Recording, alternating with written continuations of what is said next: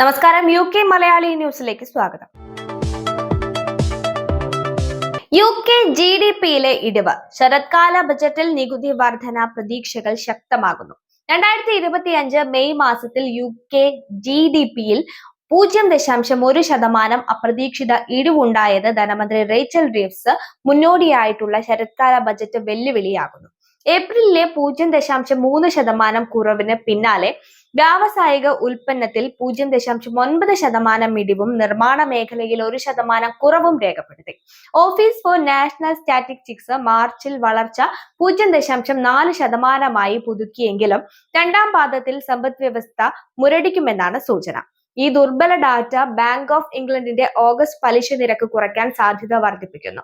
വ്യാപാര വിശ്വാസം തിരിച്ചുവരുമെന്ന് പ്രതീക്ഷിച്ച റീവ്സിന്റെ ടീമിന് ഈ കണക്കുകൾ നിരാശയാണ്. ഇൻസ്റ്റിറ്റ്യൂട്ട് ഓഫ് ചാർട്ടേഡ് അക്കൗണ്ട്സിന്റെ സുരൻ തിരു ചൂണ്ടിക്കാട്ടിയതുപോലെ GDPയിലെ കുറവ് ഉറപ്പാണ്. സാമ്പത്തിക മേഖലയിലെ ഈ മങ്ങൽ നികുതി വർധന ഉൾപ്പെടെയുള്ള കർശന ബജറ്റ് നടപടികളിലേക്ക് ശ്രദ്ധ തിരിക്കുന്നു. UK ഫ്രാൻസ് കുടിയേറ്റ കരാർ, ചെറുബോട്ട് യാത്രക്കാരെ തിരിച്ചയക്കുന്ന പദ്ധതി ആഴ്ചകൾക്കുള്ളിൽ. UK ഫ്രാൻസ് കുടിയേറ്റ കരാർ പ്രകാരം ഇംഗ്ലീഷ് ചാനലിലൂടെ ചെറുബോട്ടുകളിൽ UKയിലെത്തുന്ന കുടിയേറ്റക്കാരെ ഫ്രാൻസിലേക്ക് തിരിച്ചയക്കുന്ന ഒരാൾ വരുമ്പോൾ ഒരാൾ പോകും പൈലറ്റ് പദ്ധതി ആഴ്ചകൾക്കുള്ളിൽ ആരംഭിക്കുമെന്ന് UK പ്രധാനമന്ത്രി സർ കീർ സ്റ്റാർമർ പ്രഖ്യാപിച്ചു. ഈ കരാർ അനുസരിച്ച് UKയിൽ അനധികൃതമായി എത്തുന്ന ചില കുടിയേറ്റക്കാരെ ഫ്രാൻസിലേക്ക് മടക്കി അയക്കും. ഒപ്പം ഫ്രാൻസിൽ നിന്ന് തുല്യ എണ്ണം അഭയാർത്ഥികളെ സുരക്ഷാ പരിശോധനകൾക്ക് ശേഷം UK സ്വീകരിക്കും.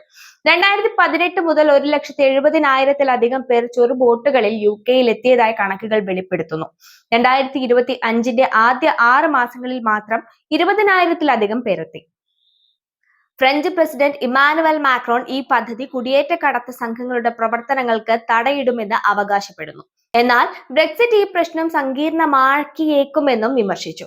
പദ്ധതിയുടെ ഭാഗമായി ഫ്രാൻസിൽ നിന്ന് UKയിൽ അഭയം തേടുന്നവർക്ക് ഓൺലൈൻ പ്ലാറ്റ്ഫോമിലൂടെ അപേക്ഷിക്കാം.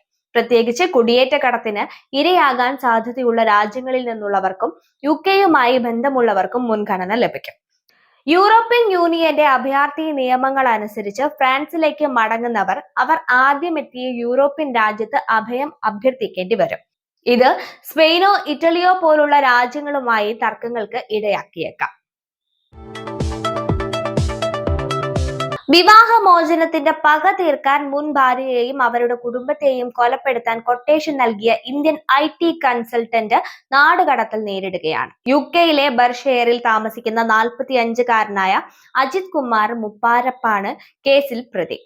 ഓങ്കോളജിസ്റ്റ് ഡോക്ടറായ മുൻ ഭാര്യ ഡോക്ടർ സിരിഷ മുട്ടവരപ്പി വിവാഹമോചനം നേടിയതിന്റെ രോഷത്തിൽ അവരുടെ കുടുംബാംഗങ്ങളെയും കൊലപ്പെടുത്താൻ അജിത്ത് 9 അംഗ വാടക കൊലയാളി സംഘത്തെ നിയോഗിച്ചു.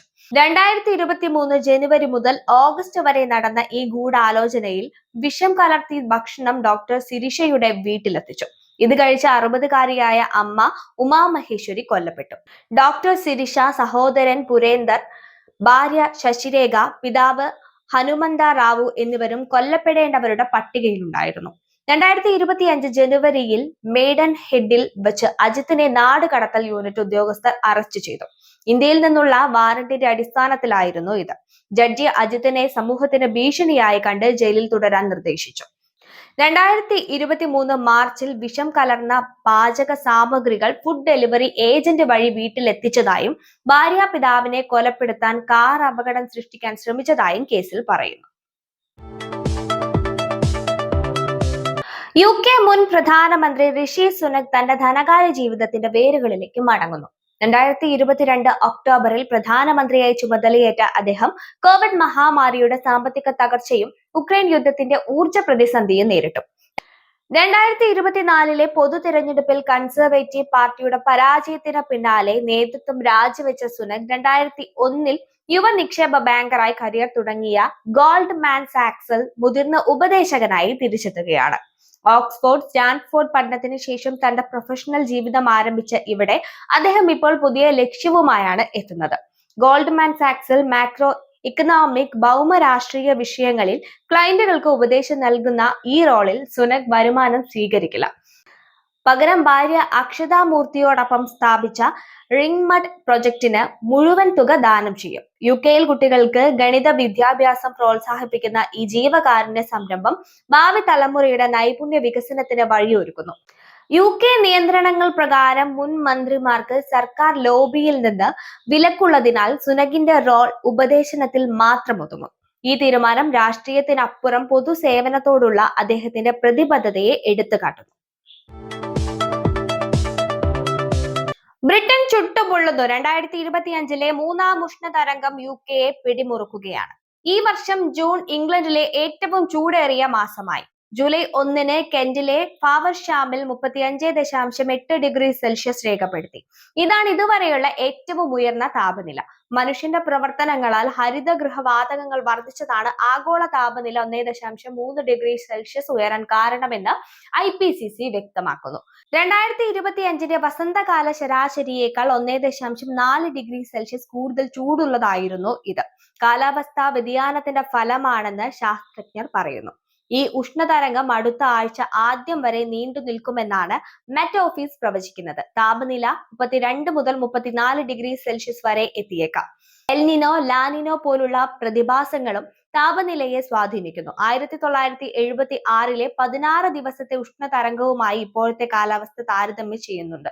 എന്നാൽ കാലാവസ്ഥാ വ്യതിയാനം ഉഷ്ണതരംഗങ്ങളെ കൂടുതൽ തീവ്രമാക്കുന്നുവെന്ന് വിദഗ്ധർ മുന്നറിയിപ്പ് നൽകുന്നു. UK health security agency July 15 വരെ ആരോഗ്യ മുന്നറിയിപ്പുകൾ പുറപ്പെടുവിച്ചിട്ടുണ്ട്. വാർത്തകൾ പൂർണ്ണമാകുന്നു. നന്ദി, നമസ്കാരം.